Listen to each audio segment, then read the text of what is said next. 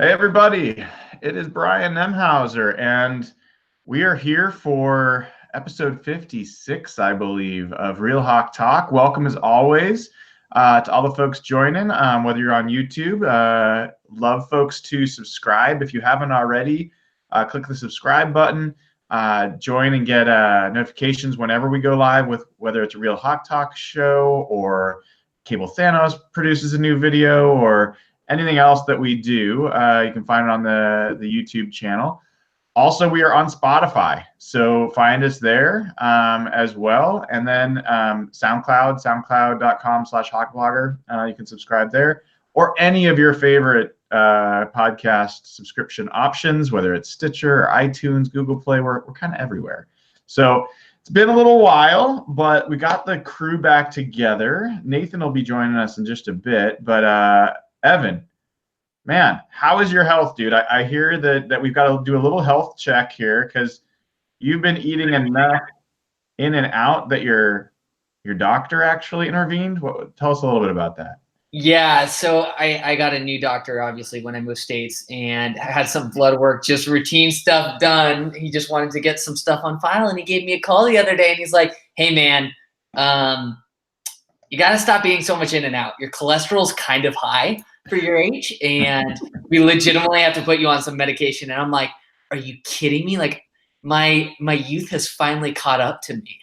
And moral of the story, don't thrash your body. Don't spend $500 of In-N-Out in 2.5 months, and don't be like me. Amazing. Amazing. And as always, you can find Evan on Twitter at Evan on HB. And you can find our next co-host here, Real Jeff Simmons, on Twitter. How you doing, Jeff? Oddly enough, I have an injury story too. Okay. It's the most Canadian thing ever, but I actually got injured playing hockey.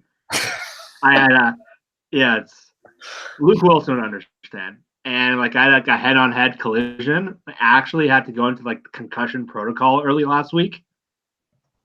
And I wasn't allowed to barely use my phone. I wasn't supposed to go on my computer. I was supposed to watch TV shows and podcasts, and that was it. So now I kind of have a more respect for what some of these players go through. And I couldn't believe I had to do some of this stuff, but I caught up on football stuff. I listened to a lot of podcasts over 2 days. Everything's good now. I'm clear. I'm able to eat burgers now. And yeah, I'm okay now. I'm able to do the show, but yeah, that was kind of weird. Yeah, I guess maybe, Jeff, we need to spend some time, quality time, taking pictures of us eating In-N-Out burgers and sending them to Evan. I don't know. But yeah, I have to somewhat apologize for being a week late on our podcast. We were due to be doing the show last week. I had to cancel because pulled something in my back. And I don't know, Evan, if you think cholesterol's the end, man, just wait. I used to be a full-on stomach sleeper. That was how I did it. And I've now messed up my neck bad enough and my back bad enough over the years that I can't sleep on a side. I've dislocated a shoulder. If I sleep in any way other than just flat on my back, I am wrecked. And unfortunately, I do that occasionally. And that was one of the times that happened last week. So have you tried Tough to Needle? Tough to Needle, the mattresses? Yeah. I have not. We've got a Tempur-Pedic. It's pretty awesome. Oh man, they have a Tough to Needle store. So in downtown Seattle, probably close to your work. Cannot recommend trying one of their mattresses just laying down. It is an absolute game changer. All right. Wow, that's a solid recommendation. Almost sponsorship level. We might need to follow up with Tough to Needle. They're very affordable too. It's like a king is $650. Seriously. All right. Yeah. Well, I don't know what they can do about my neck, but in any event, we're back this week, able to talk about a lot of stuff going on. In some ways, it worked out really well, guys. Jeff, where do you want us to get started? Yeah, there's a lot. As you were saying, this time's out kind of better than our usual bi-weekly break. For those who don't know, free agency opens up a week today. It'll be 1 o'clock Pacific time, 4 o'clock my time. But on Monday, actually, you're able to negotiate with players. So there's a ton of stuff going on right now. I guess starting out, we'll start just the news of the week, I guess, for the Seahawks, and we'll kind of get into all the free agents that we've talked about, how things have changed now that we know the franchise tag players. So quickly, before we get into the free agency stuff, just quick thoughts on the Frank Clark thing. Frank Clark was franchised. The Seahawks haven't used that tag since 2010. And what was that, Lynn O'Murray? Yeah. Lynn O'Murray was the last one to do it. Frank Clark, we had been looking all year. We kind of earmarked him as the guy that Seahawks would tag. So I guess it wasn't a surprise. But at least what surprised me is when people usually get franchise tagged, they seem pissed off for the most part.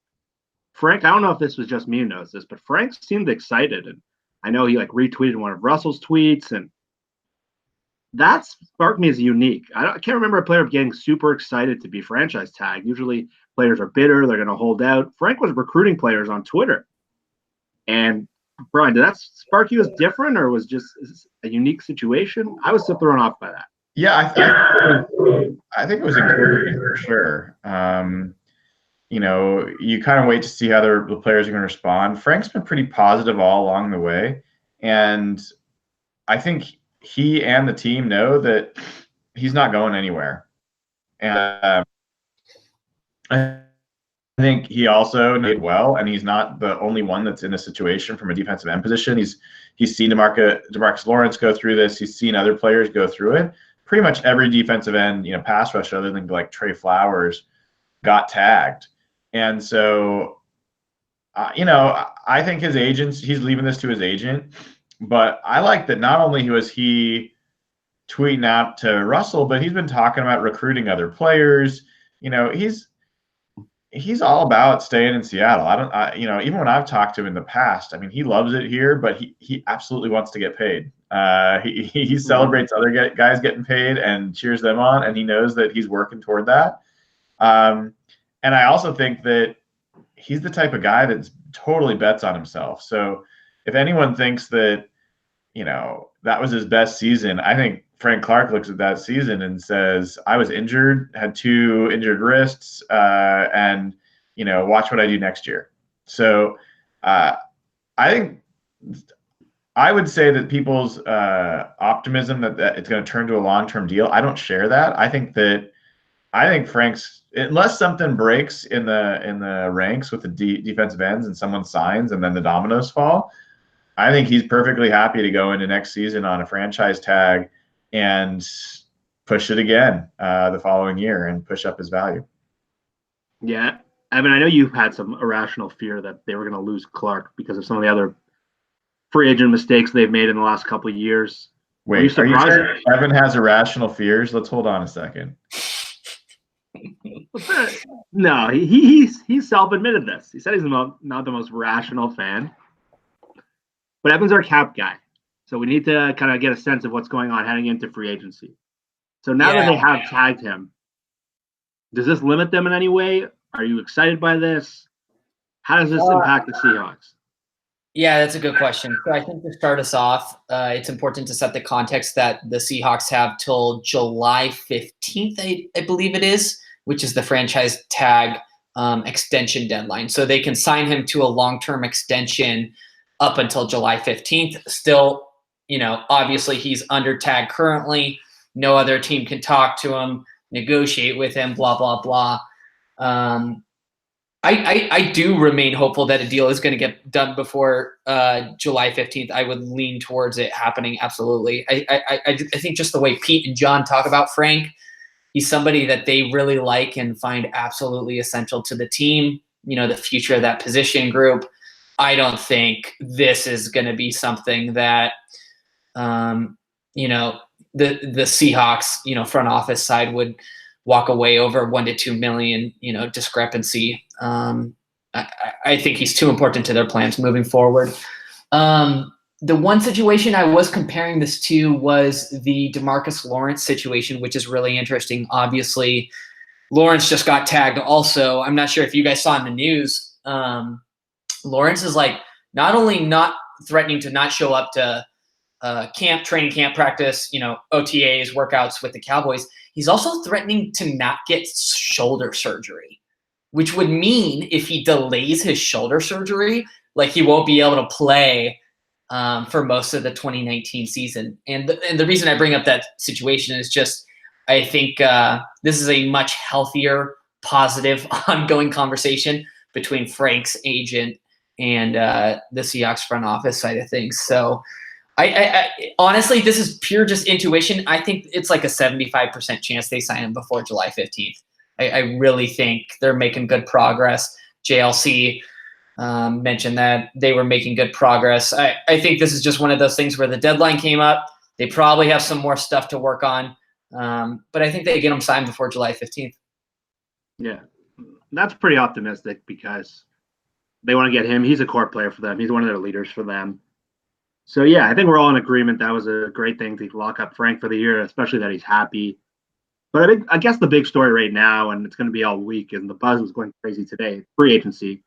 We'll get into some of the stuff that came out of the Combine. Pete and John both talked. It wasn't the most interesting press conferences. I watched both of them. There wasn't much stuff out of there. We'll get into some of the stuff he said on Doug Baldwin, Earl Thomas a little bit later. But free agency is what I want to get into, especially from a Seahawks perspective. There's a lot of interesting names that kind of line up with some of their needs. I got a list of names here that I kind of want to go through. But it's funny, earlier when we were looking at this list, like months ago, the four of us, Nathan's not here right now, we're starting to look at free agents around December when we were kind of planning for the Seahawks. One of the names a lot of us grouped together, so before we get into the Seahawks stuff, one of the names we identified as like free agent we thought would be really undervalued was Tyrell Williams, the receiver. The four of us were onto something because it seems like Tyrell Williams, from speaking with a few people and reading Jason Lacapour's today, is now way out of the Seahawks price range. I think we're not even going to spend time on that one unless I'm wrong about this, but it seems like the Raiders and Colts teams with like $100 million. That's the guy they're going after. So congrats to us on that. We hit that spot. So the big name this week right now for the Seahawks is the guy who didn't get tagged, Landon Collins. I think he's the most interesting free agent on the market, considering the need for Seattle to get better at safety, his age, and he's probably one of the better players to hit the market in quite a while. So his price is going to be, in a loaded safety market, which we'll get into later, his price is going to be interesting. So we'll start with you, Evan. I think he might be the top free agent on your board. Yeah. So Landon Collins, do you think it's realistic the Seahawks can get him, and why? Is it realistic? Yes/maybe. It would make things a little tight considering they want to extend Russell, Bobby, Frank, and I assume they're going to add some like smaller pieces in free agency. They always like to do like the Bradley McDougald, the Mingo signings. That's the thing I always get that I forget every single year with the Seahawks. Pete Carroll is not, or John Schneider's not a day one free agent signing type of guy. He's like the cap guys say there's like 3 stages of free agency. The first stage is like, those first 3 days where all the big ticket free agents sign. The second stage is like day 3 through like the next couple weeks. And then stage 3 is like 2.5 weeks and on. Seahawks love stage 2 and stage 3 signings. Kind of, I think Bradley McDougald is a great example of that methodology working out really well for the Seahawks. But back to the Landon Collins thing, the JLC article said he's going to be in like the $12 to $13 million range. Earl is like in the $13 to $14 million range. In terms of cap purposes, $1 million isn't a huge difference. That's, 2 league minimum players at the bottom of your roster. I got to jump in there for a second though. Do you guys really see Landon Collins as a $12 to $13 million player? Do you think that's what he's going to get? I know he thinks he's going to get that. We're talking about an in-the-box safety that a lot of people think's a linebacker, and it's coming off a not so great season. Like, there's a pretty strong case to be made that he was. I'm a Landon Collins fan, but that one season was the outlier, and that he is a good player, but he's limited in the types of defenses that he can stand out in. So I don't know if with all these safeties in the market, if he's going to get 12 or 13 million. That seems like a lot to me. I do think he's actually going to get that. But I think the rationale is like, if you pay him that money, you're paying on him living up to that potential. Because I agree with you. I don't think he's like a $12 million player right now. But, in a Pete Carroll system under Pete Carroll coaching, is it hard to disbelieve that he could be that type of player? Well, I mean, I think Pete's defense is definitely safety centric, and he's shown the ability to maximize pretty much every safety that's come their way. As far as I'm concerned, they're maximizing Tedrick Thompson for whatever that's worth. But yeah, so I mean, I would love to see him on the team. I think I brought him up in our last pod, as a matter of fact, as a potential target. And my question is just how much. To me, I don't know. Like, I love that he's 25. I love that he's had a history of making big plays. I love that he's shown the ability to rush the passer, pick off, make plays on passes, decent in coverage, he's a good tackler, all those kinds of things. But I don't know that I'm ready to make him the one move. Like, that's kind of if he's gonna be in that price range, like, that's what you're doing. I'm much more interested in looking at some of the cheaper safeties on that list and seeing if you can get a bargain, and maybe even one of the older guys. I just spend some money elsewhere. No, I agree with you. I think if you told me today, hard rule, hard law, the Seahawks are only allowed to spend $10 million in free agency for whatever reason, or 10 to 12 million, I wouldn't throw it all at Landon Collins. I would honestly probably look towards the offensive line and try to sign a couple of those guards, maybe some of those older guards that are on the market. But I'm sure we'll go over them, Jeff, but hopefully that answers your question. Yeah, and I think you hit on a good point that from talking to people, it seems like that's going to be the Seahawks' MO is really, other than Sidney Rice, they haven't paid that top dollar, like, bidding war number one day free agent. Even Bennett and Averill came pretty cheap. That was that day 2, day 3 kind of thing. And guys like Landon Collins, who probably will get pushed up simply because teams have too much money this year. There's more cap room available. And the Colts, for example, they need a strong safety. They got $100 million. And the safety market is loaded, and we'll get into some of those names later. But I think the names I'm going to get into a little more probably fit Seattle's MO. So, like, a name like LaMarcus Joyner or Trey Boston or Kenny Vaccaro might fit them a little better. But I think you're right. I think Landon Collins, scheme-wise, is a great fit, but I think he will be priced out. So if we stick to that day 2 kind of players who might fall in the market in terms of their season, what do you guys think of Ziggy Ansah, who might be in the line for like a 1-year deal? He had a bad year. He has injury issues. And if Justin Houston gets cut as like a guy to pair with Frank Clark, maybe you can get him on a shorter deal. Do you think those kind of guys make sense, or are you looking at younger guys? Should we let Nathan get in the mix here? Sure. I'm not super excited about either of these guys, though. So, I mean, I kind of like the idea of, giving Ansah the Michael Bennett deal like you talked about. If either of these guys end up kind of falling through the cracks on free agency, I think they're definitely worth kicking the tires on. But I don't know that these are guys that I kind of want them to, even as like the day 2 free agent guys, that they need to rush out and really aggressively pursue. Do you guys see another pass rusher to pair with Clark as a big need, or do you think that's more lined up for the draft based on where the strength of the draft is? Well, my concern is with the tags that, hit all the big players. My concern is that any remaining pass rushing talent currently on the free agent market is going to get massively overpaid. Like, I could totally see Trey Flowers hitting like something stupid. I think he gets like 17 million. Yeah, if I could see him approaching even like 18 or 19.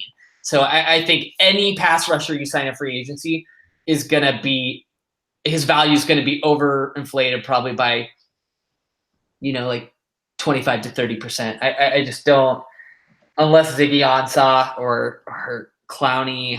I think there's that like elite level talent, and then there's kind of these middle tier guys. It reminds me of the Jamie Collins signing.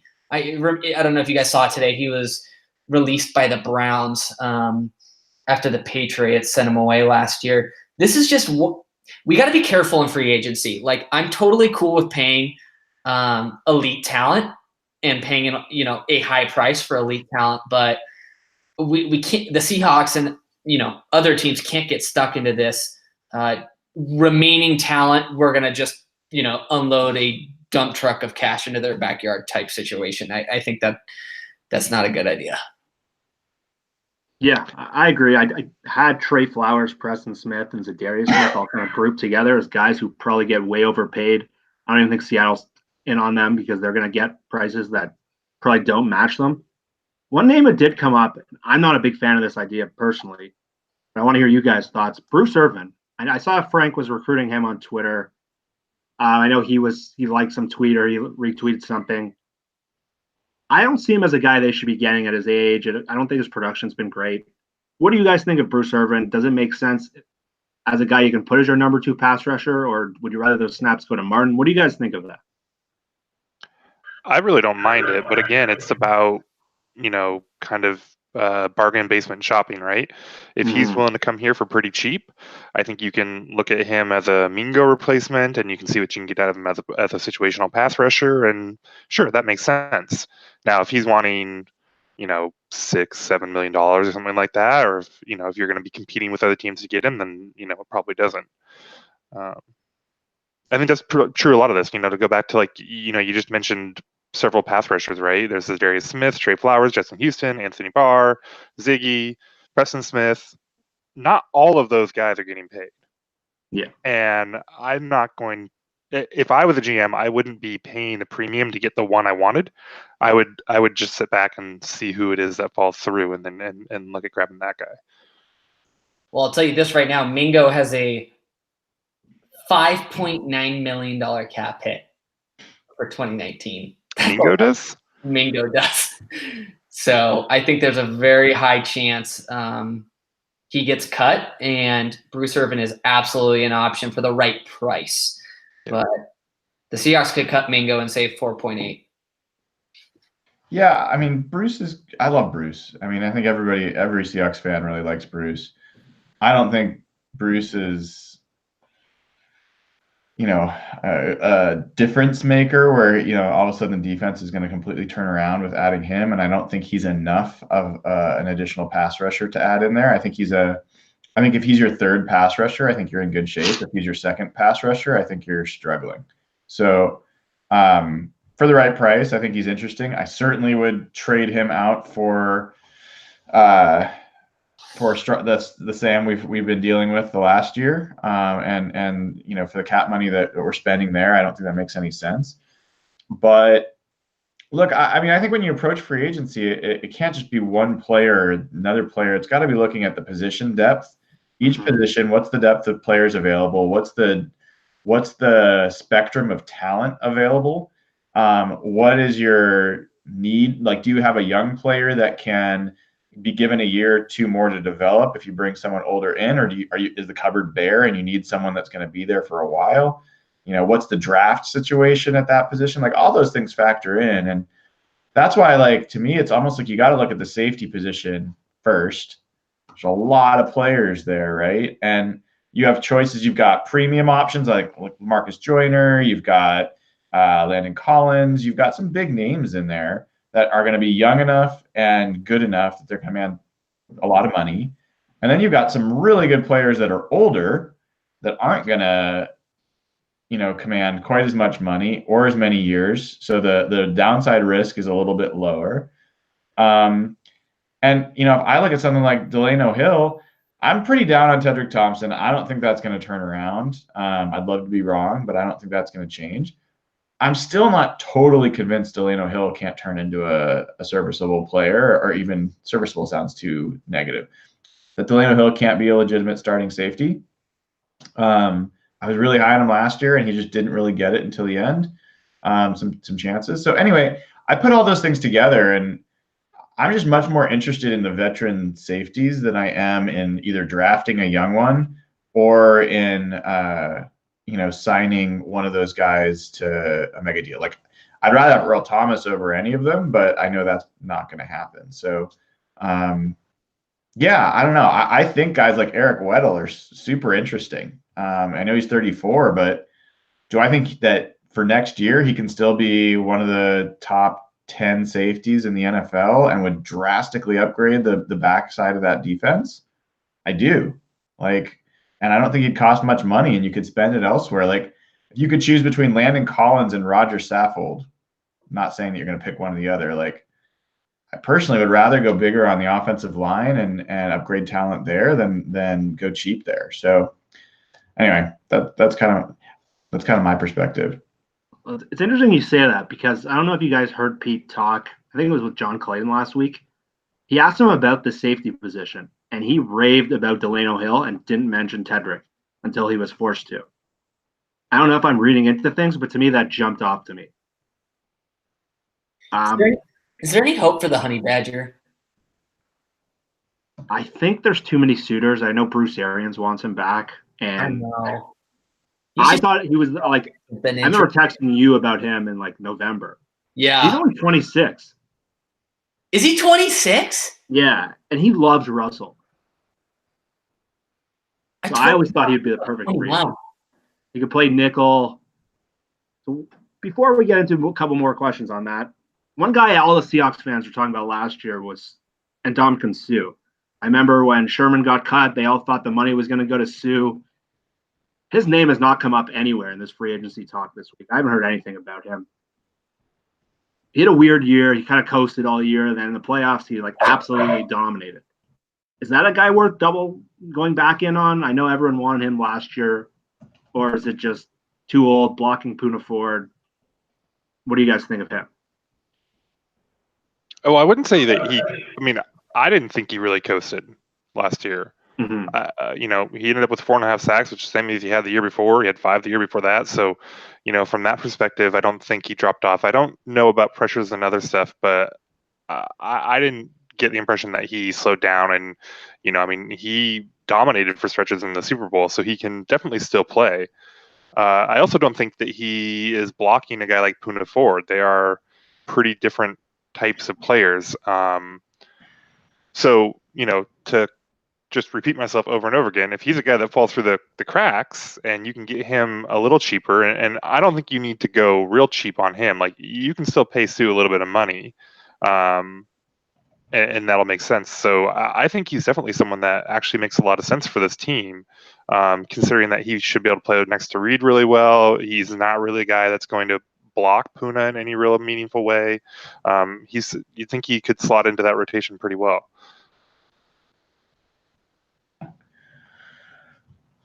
Yeah, Ndamukong Suh is not huge on my list. I'm still more interested to see if I'd almost be more interested in going after someone like Ansah, who is super risky.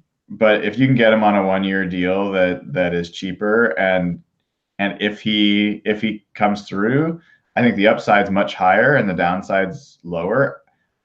Suh has not been someone who's really signing for cheap, and my guess is that he's going to look for more money than I think really matches his productivity and what he can actually add to the team. So, I wouldn't be upset to Nathan's point if they got him, but to me, I just don't see him being a high priority for what the Seahawks are looking for on the market.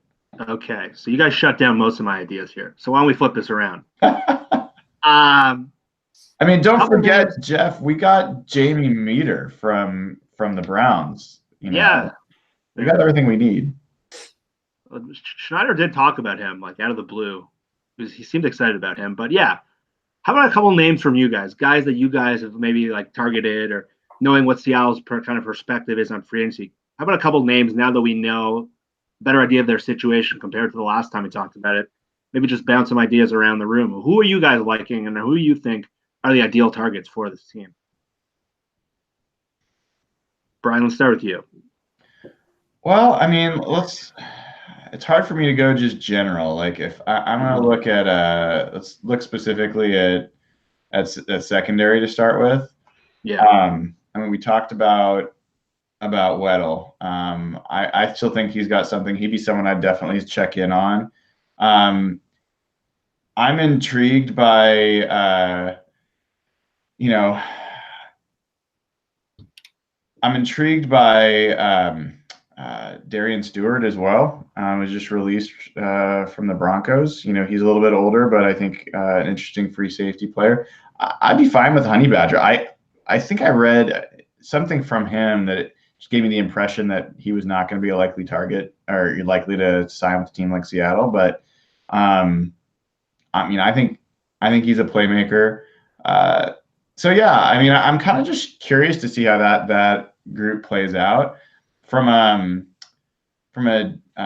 offensive line perspective. I think I've covered some of these guys before. I still think that guard is an area the Seahawks should look to do better than DJ Fluker and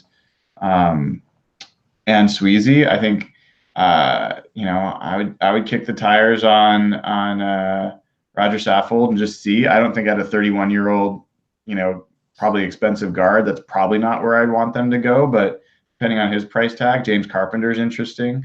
So anyway, I could go on and on. I don't want to take all the names, but if I was to prioritize position, I think safety is, to me, like the first place I'd want to go to at least feel like I've upgraded the talent based on the talent available, the need the Seahawks have, and where they can potentially be spending draft picks. That would be where I would go first. I think the number one player that's under the radar for me, and I could see as a legit, almost like a Bradley McDougald type signing, is Jason, and I don't know how to say his last name. It's either Verrett or, the Chargers. Yeah, the quarterback. The quarterback for the Chargers, yeah. So obviously we know talented player, but has really, really struggled with injuries over the past two and a half years. Tore his ACL last year, I believe, in game 2 of 2018. He's 28 years old. He's a Pro Bowl player when healthy. I think he's somebody you could sign really, really cheaply and add competition to that corner group. And if he turns it around, hey, suddenly that corner group ain't looking so bad. That's one player that comes to mind for me. Another player I was thinking of, there's also Bryce Callahan from the Bears. He's a slot corner, but it'll be interesting to see what the Hawks do with Justin Coleman. He's kind of a player that fans aren't really talking about too much, but could end up getting a decent amount of money in free agency. But that's my number one under the radar signing. That would be really awesome. One name to throw out there, I'm curious, is Dante Fowler. Yeah. 25, former high pick, basically a pure pass rusher, also a bit of a head case, it seems like. And enough questions around his kind of personality and character traits that I don't know that he's going to command a ton in the market. Where are you guys at on someone like him? I am not a big Fowler guy, but if there's a big ticket guy to go after, he kind of makes the most sense just from a age and profile perspective. I thought he was better with St. Louis than I expected him to be, but he also was in a great situation there. So he's kind of intriguing. I like I said, I don't really like him that much.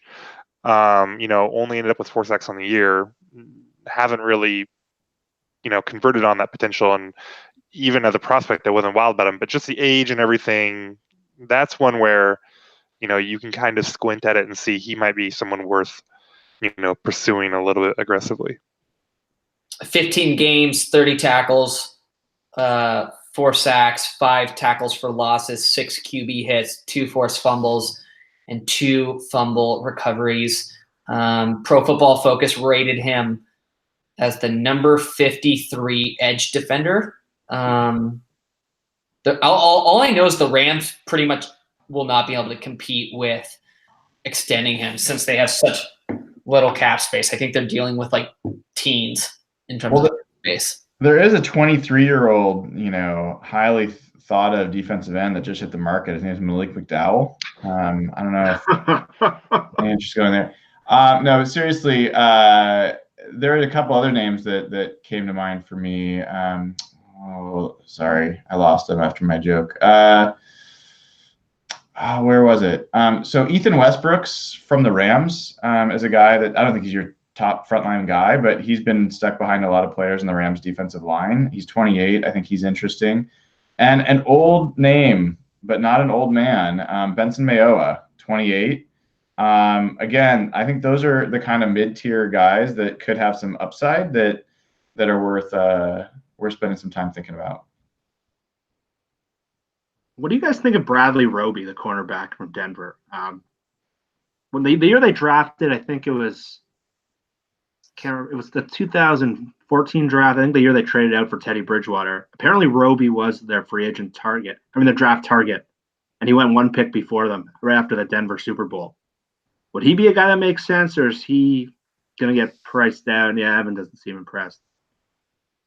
What's his height, weight? He was a guy that a lot of people believed they were going to take in 2014. He kind of got exposed this year once he got more playing time when Talib got traded. But I've always thought he was like a scheme fit. Yeah, he's interesting. I mean, he had 31.5-inch arms. He's 5'11", 195. At least that's what he was at the combine. I mean, again, to me, it's just all about the price. All right, so Nathan, who do you want? I mean, guys that make sense. I like the idea of there's a lot of guys that make sense. It really just is about price for me. If you can tell me what everyone's going to end up signing for, then I could tell you who I would want, right? And I mean, that's a little hindsight's always 20/20, I guess, but I just don't think there's any real blue chip guys out there that it's worth going and committing a lot of cap to and spending a lot of money on. And so, Seattle should, I think, just kind of be smart and look to fill. And yeah, it's just going to be about finding those guys that kind of slip through the cracks. Mm-hmm. Are there, maybe a more helpful thing to think about, Nathan, is like, which are the players that you feel like your guesses are going to be,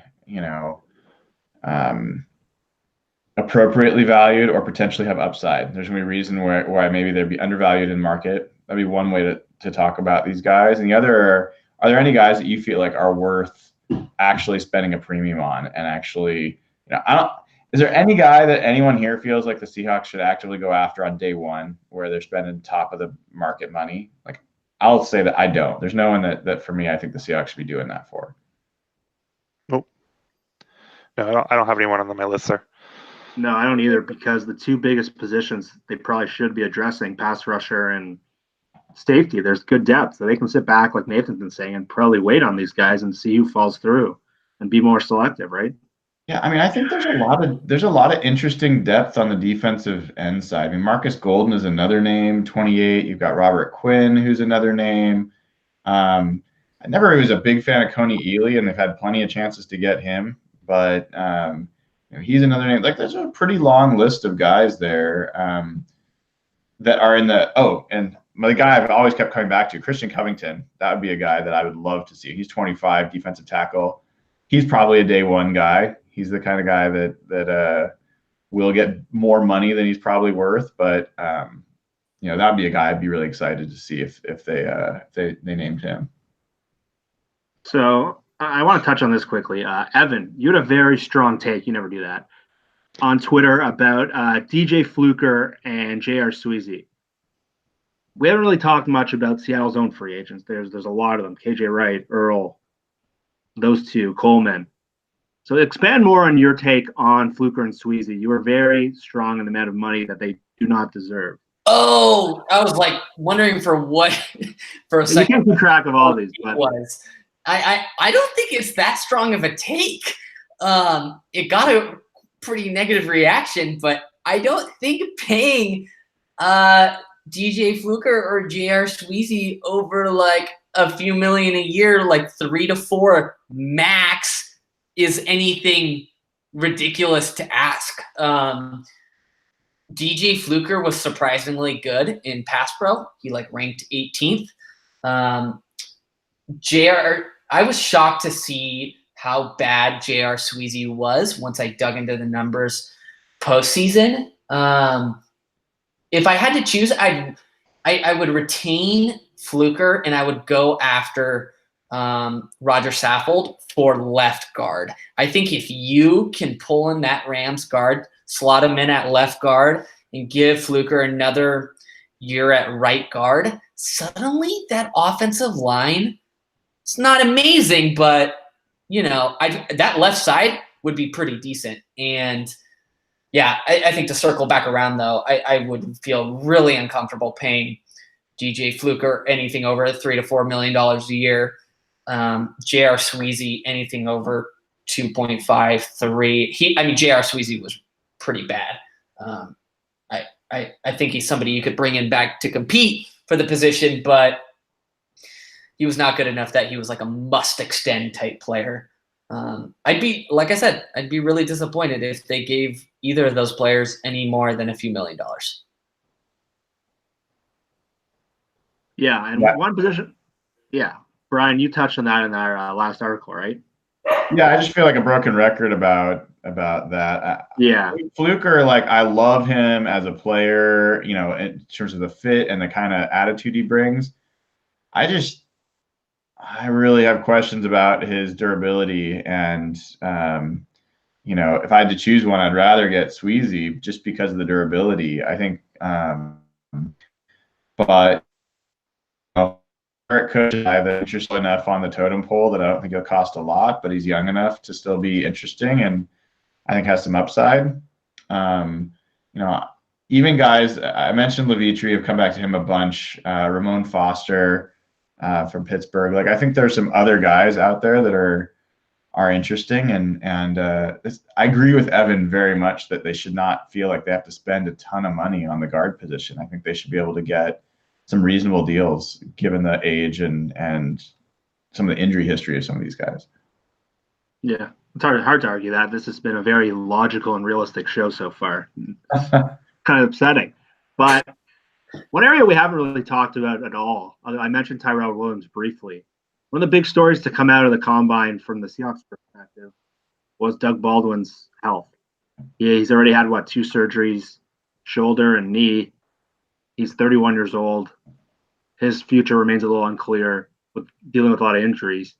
So I guess, Nathan, we'll get to you on this because you want to see the team pass more. You want to see them. How do you want to see them address the receiver position going into this offseason?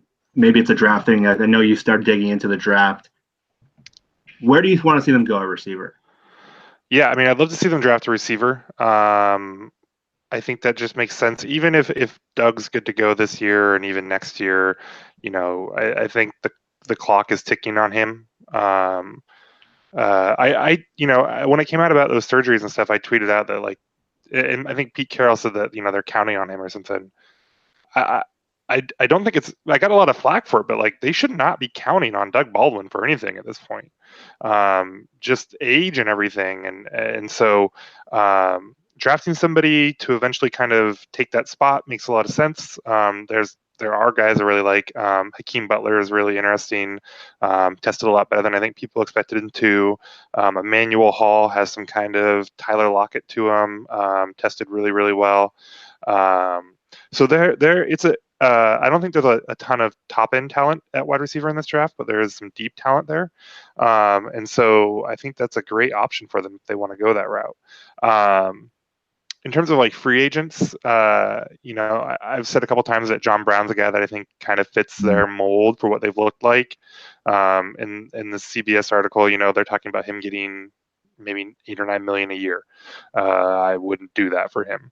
And I think that wide receivers are typically pretty overpaid, which just reinforces the idea of trying to go through the draft and finding someone maybe a little early and grabbing someone there. Yeah, wide receivers, some of the top guys are going to get crazy money. Golden Tate's asking for $13 million a year. Cole Beasley wants 10 million. Adam Humphries wants like 12 million. So I think the draft's a good place to go for Seattle. I know there was some talk this week of like Jermaine Kearse coming back. Does anyone see any value in that? Oh, Yes. You know what's going to be really fun, Jeff, is when the Seahawks go out and sign Cordero Patterson so that they can have their wide receivers running the ball as well. That will really get Nathan and Ben super I actually like that idea, but they're going to go the wrong direction with it. excited. that would be horrible. I guess one of the other positions we haven't really touched on yet is KJ Wright's spot. I think most of us assume he will be priced out of Seattle. Jermaine Kearse for a minute, because that Yeah, would for sure, not be a bad pickup. Because, I love David Moore, and I think he's got a great chance of becoming a very good player. This team would have been much better last year with Jermaine Kearse on it than David Moore. Oh, stop it! David Oh, Moore had his catch rate was like 50%. Like, he's young. He is not. He's not, a really polished contributor to this team. You're gonna I'm try not and tell saying me you replaced David Moore with Jermaine Kearse in the 2018 season, and you're telling me there's a noticeable difference? yes. Of course there is. I mean, yeah, and more drops, maybe. Moore had a 49% catch rate. How many of those were catchable balls, though? I don't know, but I mean, still, I don't think David Moore was a very polished player. No, he wasn't. And I think, and it doesn't have to be Jermaine Kearse, but I think if you replaced him with a more professional receiver, which is what Jermaine Kearse was, people want to knock him for a bunch of stuff, whatever.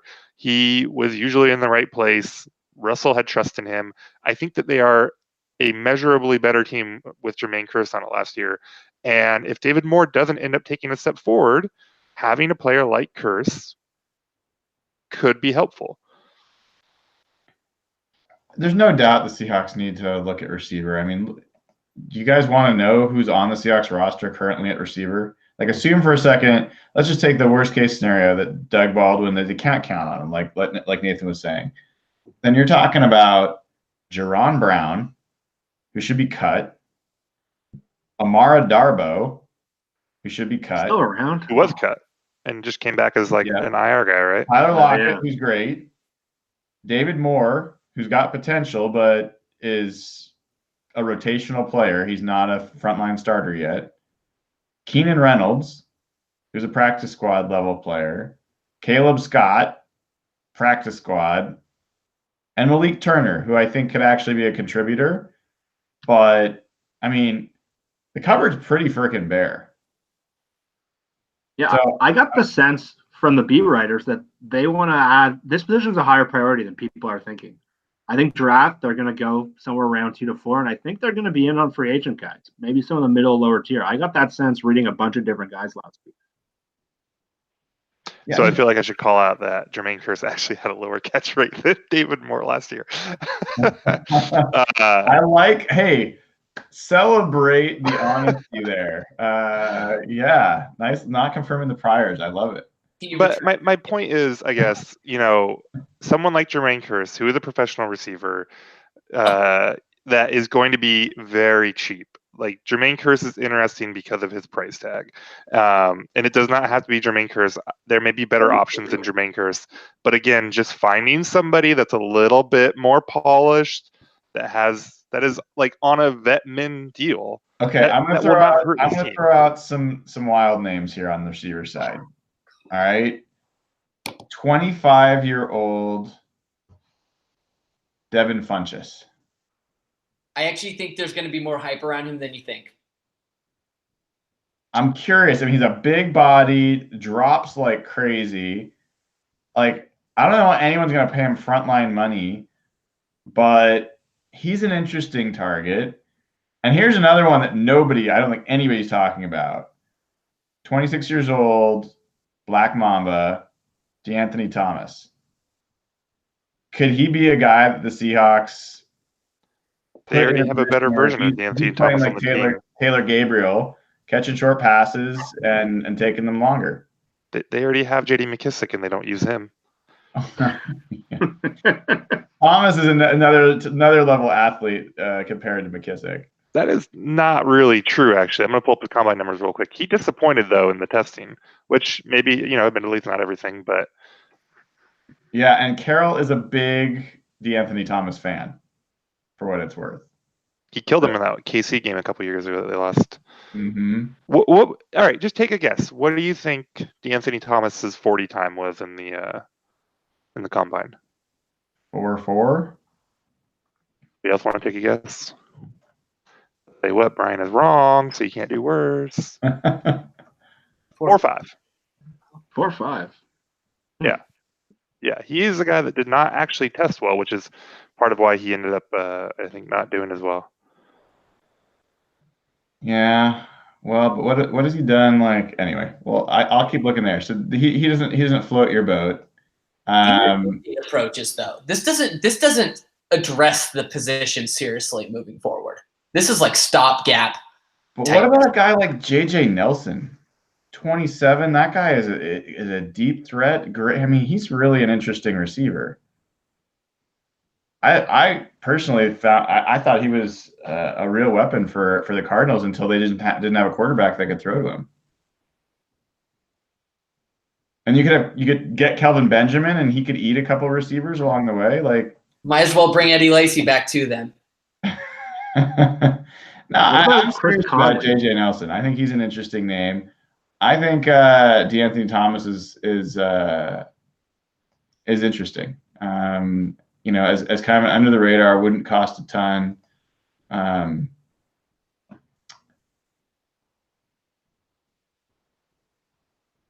Wasn't like Chris Conley really sparked up? 26 years old. Okay, how about this? We haven't asked about anything on the negative side. What's the worst mistake the Seahawks can make? We all like to bag on their front office. They've made a lot of free agent mistakes in the last couple of years. The comp pick thing blew up in their face this year. They don't have any. They only have 4 picks right now. There's a Lacy Jokel year. There's been a lot of bad free agent mistakes. We've talked about Bradley McDougald a lot. That's probably one of their better moves. What's the worst thing they could do? Like worst realistic or like worst possible? Both. Like, we wouldn't have expected them to sign Luke Jokel for $8 million on day one. The worst, like looking at their history, thing that they could do is make a trade for one of these top line receivers and mortgage their future to do it. That's the, I would be the only way that they win the Antonio Brown sweepstakes is to never buy a ticket. Like, just,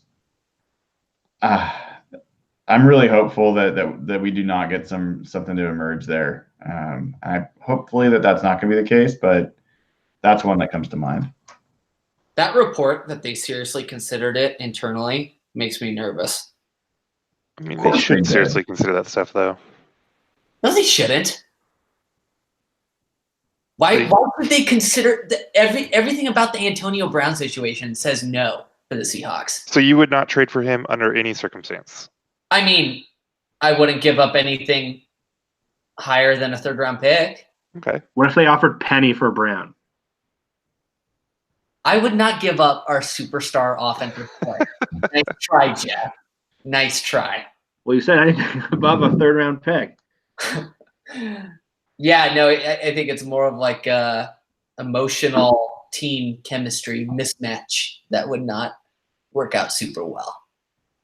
But I mean, I think that it does make sense to seriously consider it, though. But from a perspective of he's obviously very good. He's been very productive, but there's obviously risks. He's got his age as well. So yeah, I would hope they would seriously consider it and talk long and hard about, okay, potentially a very good player is available, but what are we actually willing to spend on him? I mean, it's not an easy, answer. I think it'll be interesting to see what they get in return for him. Just because I don't know if you guys saw that tweet by Schefter today or maybe it was yesterday, that the Steelers were putting like a hard deadline on Friday. That's classic, like team org working through like the media, asking for like shaking the tree for any last offers. It'll just be interesting to see what they get in terms of draft capital.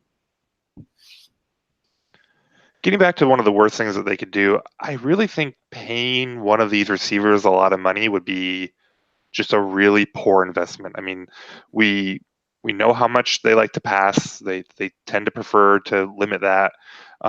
These receivers that are out there aren't that special, and they're going to get a lot of money. Not that would be disastrous or anything like that. Like, I mean, obviously giving like James Carpenter $20 million a year would be terrible, but kind of in the realm of what could they realistically do. I think, if they give Terrell Williams $12 million a year, I think that would be a pretty big mistake. And he's a guy that maybe could end up being worth $12 million a year on a different team. Yeah, I mean, think about their history beyond just the trades. They spent top dollar on Sidney Rice, right? Like they have shown time and again that they basically know they have to overpay to acquire receivers because receivers aren't going to make they're not going to make numbers here that's going to allow them to go somewhere else and cash out necessarily. Although Golden Tate's done well for himself that way. So there is a lot of history behind expecting them to go and pay reasonably large numbers for a receiver one way or another. I mean, I wish the one thing that fans have no insight into, we have some guesses, but we don't know for sure, is the trade market. Like that has definitely been an avenue that Schneider has been willing to take before. And I am really curious if there's anything optional there. Are there any players that the Seahawks might be trading to try to gain draft picks even ahead of time, or, vice versa? I don't know. I'm kind of curious about how that might play out as well. They don't have a lot of guys that I think that they could get much in return, like in terms of draft capital, but I think that they've got guys like Naz Jones and a few others. I mean, I think at one point we talked about maybe looking at moving on from Quill. You could see what kind of value Akeem King might have in a player-for-player deal. You're hoping somebody is kind of paying pretty close attention at that point if you're talking about a guy like Akeem King. But there are some of these guys that are kind of youngish and potential-ish, and that maybe you could flip for somebody else's youngish, potential-ish guy at a position that fits a little bit better for what you need.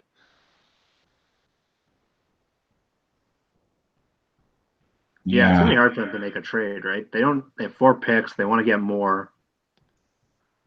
Unless they're taking on someone else's bad contract, which they have the room to do. It's hard to imagine them finding ways to make a trade. I mean, they're not going to get anything substantial in terms of draft without just trading back. Like, that's how they're going to get more picks. Unless they trade Bobby Wagner. Well, which they should do. All right, so my list that I tweeted this out a couple weeks ago now. So I think that the guys that they could really look to trade, and again, I think these are guys going to be more valuable in player-for-player deals than just trying to get draft capital, but it's Naz because he's in the doghouse, Posick because he's potentially not very good, hasn't been able to win a starting spot, Britt because of his age and contract, Fant, depending on what they think Fetty is worth, or vice versa, right? If they are bought in on Fant, that they could look to move Fetty. McKissick is a guy that's kind of rotting here that may have some value. And like I said, a King and maybe less so Quill, depending on how they see those two guys. Well, they could sign Nick Foles and trade Russell too. Don't forget that. They could, yeah. They could maybe find a way to bring back Magoo and then get rid of Russell. I mean, Paxton Lynch is already there, ready to step in. He has a lot of potential, according to Pete. Snark. Actually, that was a terrible question on the part of whoever asked that question. What were you think? What did you see when you signed Paxton Lynch, or what is he gonna say? I don't know, dude. We wanted a third quarterback, and they're all crappy right now, and he was the best of the bunch. We took a gamble, like. Yeah. Those press conferences were terrible. Did any of you guys watch those? I think there was one interesting question. They didn't ask anything about the passing game. They didn't ask anything.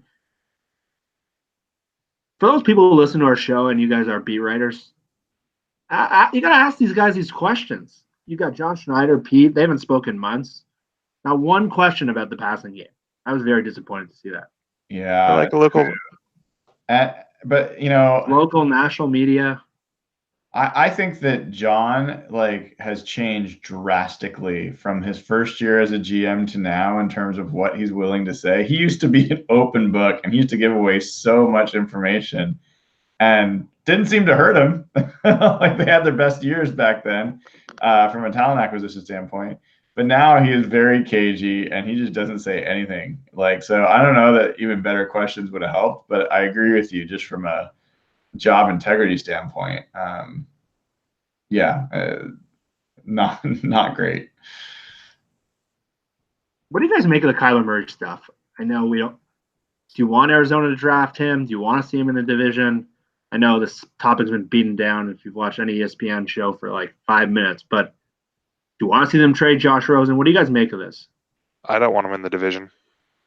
I think he's really good. He was the one guy that if the baseball thing or if for whatever reason the height thing got him down to Seattle's pick, he would be a guy that I would draft and trade Russell. He'd be someone I'd be willing to consider that. But I don't want to see him playing against us. That's going to be miserable. It kind of surprises me to see Arizona, consider shipping Rosen so quickly. Doesn't it? 1 year of badness, but their whole team was bad. Their whole offensive line was trash. It just kind of surprises me to see them. I know Kyler Murray is available and they're losing their mind about that. And he's a really cool talent and all, but they invested a top 15 pick or whatever in Josh Rosen last year. Are we sold on Josh Rosen being bad?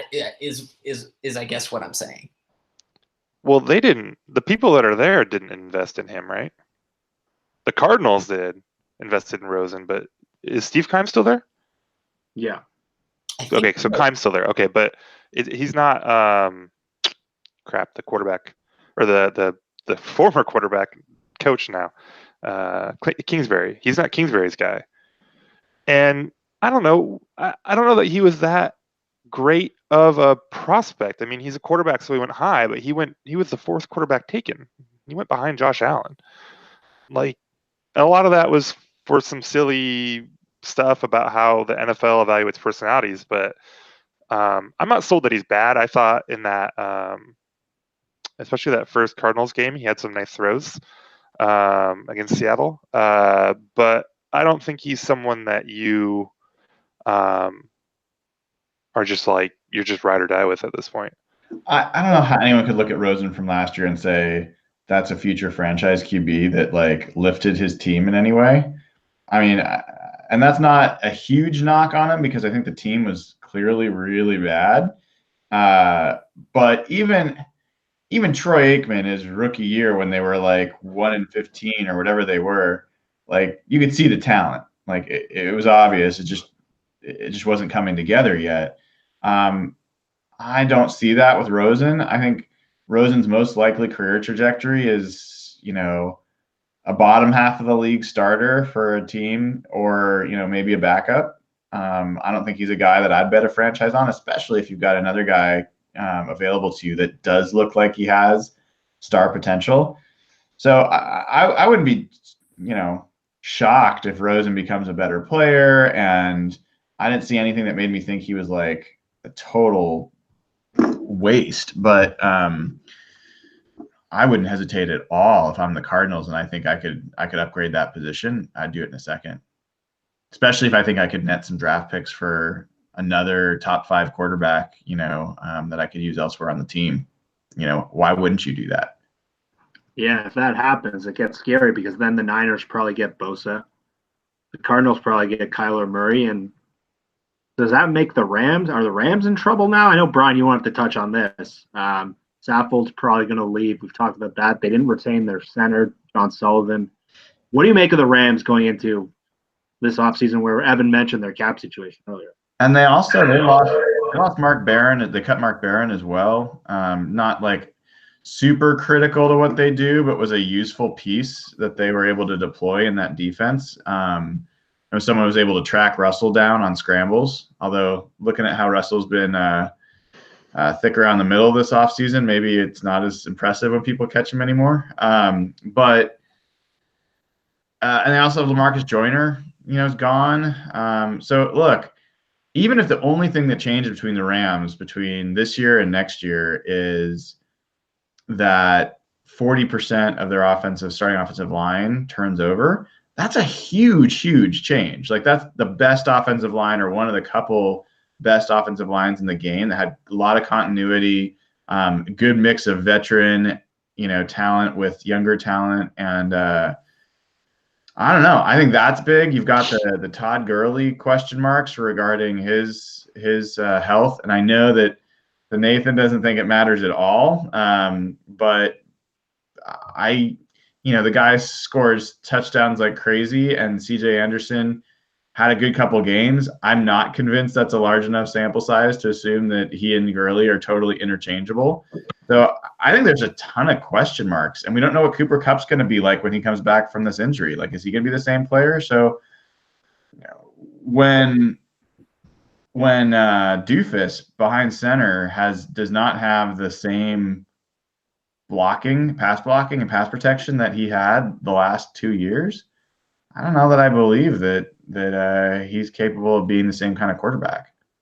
Is it crazy to think they could regress to 8-8? I think that's pretty crazy. Really?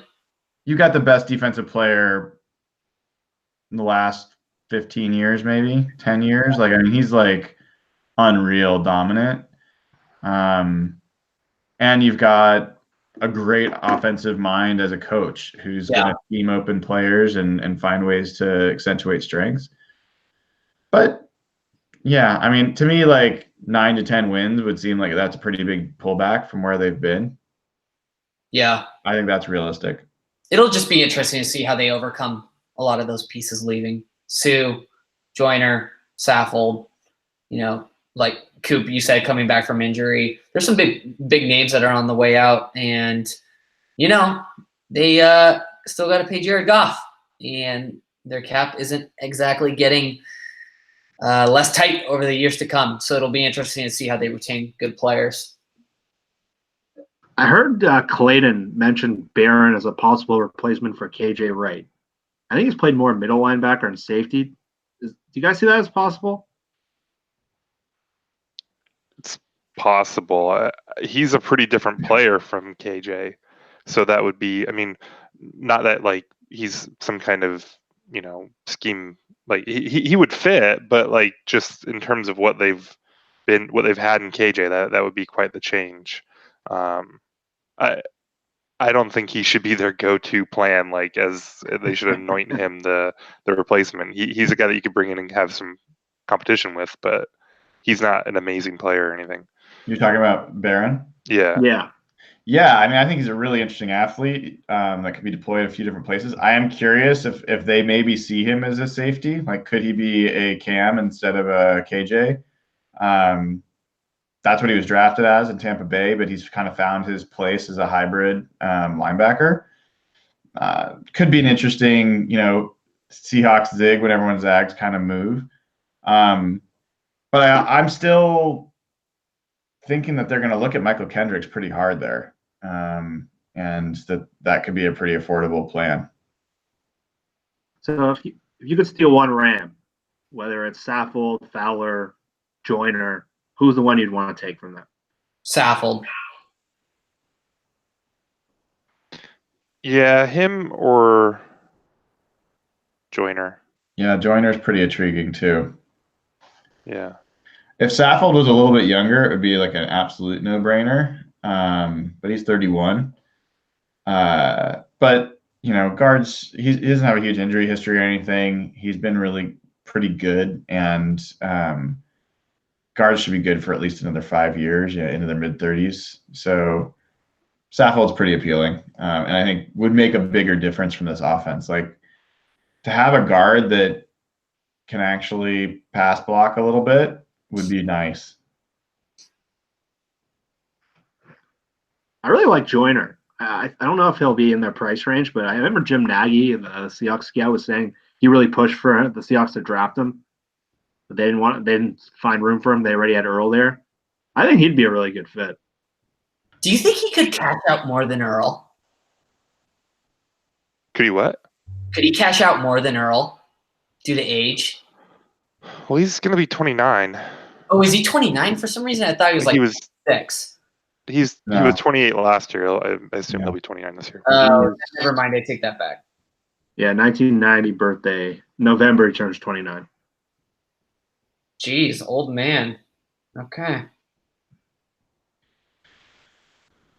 Yeah.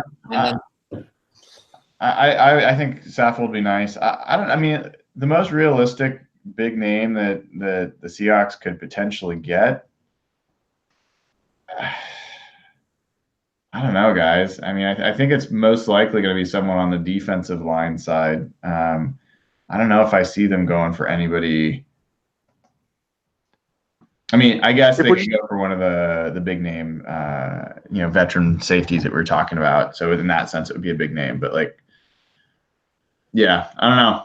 I think it's gonna be a quiet, probably day one, maybe day two of free agency for the Seahawks. But the second week could be pretty interesting, seeing what happens with the guard market. My eyes are going to be on the safety market and the guard market. Those are the two things that are going to probably have the biggest impact on whether the Seahawks are, better next year or whether they're just treading water. Where do you think Earl ends up? I know people are saying now Dallas might be priced out because they have so many guys to sign this year. Is it San Fran? They got to be the favorites, right? Because God, I mean, I think he just wants to cash out right now, and they got a ton of cap space, and they need him, and just makes a lot of sense. I'm telling you guys, Earl Thomas, Richard Sherman, top pick, capable quarterback. Do we know he's a capable quarterback? Running back gets back. Was really good. I wouldn't be surprised at all if they were one of the ones that traded for Antonio Brown. I'm just telling you, watch out for that team. Well, Earl could give us the finger 2 times a year. Yeah, that might be a. I don't know. It would be interesting to see how much people, Seahawks fans, would hate Earl and whether it would approach anywhere near the hatred that they have for Sherman. And I don't think it would, but it would be kind of interesting. No, it wouldn't. Yeah. At least I don't think so. There's other news that happened. Before we kind of wrap up, what are the other big news items that have happened this week that we're missing? DK Metcalf is really fast. He is. He's got like a freaky. Like we didn't talk about the combine much. That's true. Seahawks interviewed Kyler Murray, right? They did. Yeah. Charlie Casserly is getting eviscerated on social media right now. For what? What did he do? Have you not seen this? So he came out, I think he had some piece about how teams were really soured on Murray's interviews, saying that they were like the worst of all time, or I don't know, something, they're bad. And people started trotting out the old Belichick thing about how nobody's been wrong more than Charlie Casserly. And yeah, he's getting buried right now. Is there a local guy that any of you guys are interested in seeing the Seahawks draft? Like, Rapp or, I mean, Byron Murphy's probably way out of range. Yeah, there's a couple UW guys. I mean, Rapp's interesting. Caleb McGarry is interesting. Those two I think would be they'd be pretty interesting. Rapp is really interesting because I like him as a player, and I missed the Collins talk. I don't think Collins is someone that Seattle should pursue at all. I think he would be an upgrade, but you're going to spend so much money for an upgrade that you could get for a lot cheaper if you went and just got a true free safety. Rapp is a strong safety, but he's versatile and he could play free safety, so he's interesting. So he's not a perfect scheme fit, but he's a fun player. And then McGarry just looks pretty good, offensive lineman. Could be an Ifedi replacement, which I think everybody would welcome. So I would be super happy if the Seahawks drafted Greg Gaines. I love that guy.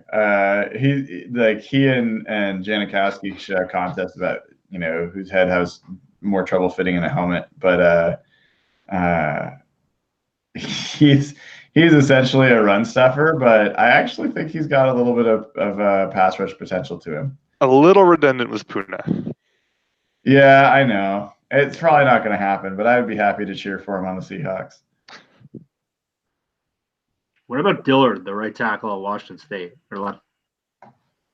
I don't want him to spend a draft pick. I think he's a good player. I don't want them to spend a draft pick on an offensive lineman right now, honestly. Unless it's like, I don't know, especially tackle. I think they're in really good shape there. I think they've got Fant and they've got Jamarco Jones. They still have a Fetty, unless they can figure out some way to flip him. Another tackle, these got so many other places. That's not where I want them to spend capital. Stacking tackles isn't a bad idea, though. You can always slide guys inside. Have you seen what happens when a Fetty slides inside? I've seen him at tackle, too. Yeah, that's true. Were you going to ask something about Jamarco Jones? Yeah, could he end up being the starting right tackle for 2019? It's crazy to think, but maybe. It's a long shot. It is a long shot, mainly based on like the coaching staff's history with those kinds of things. Yeah. I'm curious. I'm really hoping that I get some signals in a month from now when I see some of those guys that George Fant's going to get a real shot to compete for right tackle. He's never really been given a real shot, it feels like. And there's been some injury stuff. Last year, he didn't even really have an off season. He was he was in rehab. So, I mean, this would be the season for him to really have a chance to step forward. Yeah. Yeah, Pete will probably play him at tight end now. All right, guys. Anything else we want to cover? I think we've hit it, man. Yeah. So we'll have a lot more to talk about next week, right?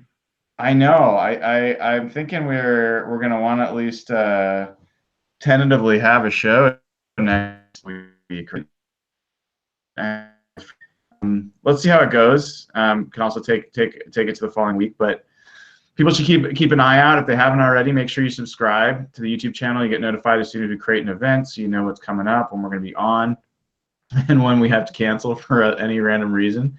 Again, you can also subscribe on any of your podcast apps: iTunes, Google Play, Stitcher, and Spotify. And then join on Patreon. Had a great year again there. Getting closer to making our annual contribution to Ben's fund. And at the Seahawks auction, people that are patrons will get a chance to be called by Seahawks players and coaches. So you sign up, it's not too late. Get your name on the list, and I'll start gathering a wish list of who you want to talk to and get a phone call from. So that's at Patreon, patreon.com/hawkblogger. And aside from that, I hope everyone's having a great off season. Keep the hot stove hot, and go Hawks.